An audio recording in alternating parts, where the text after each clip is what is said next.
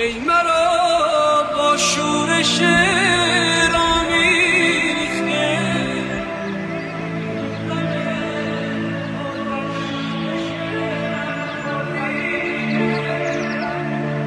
چون تب عشقم چنین افروختی لاجرم شعرم به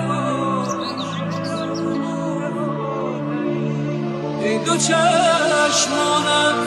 چمنزاران من با دو چشمت خورده بر چشمان من بیش از اینت گر که در خود داشتم هر کسی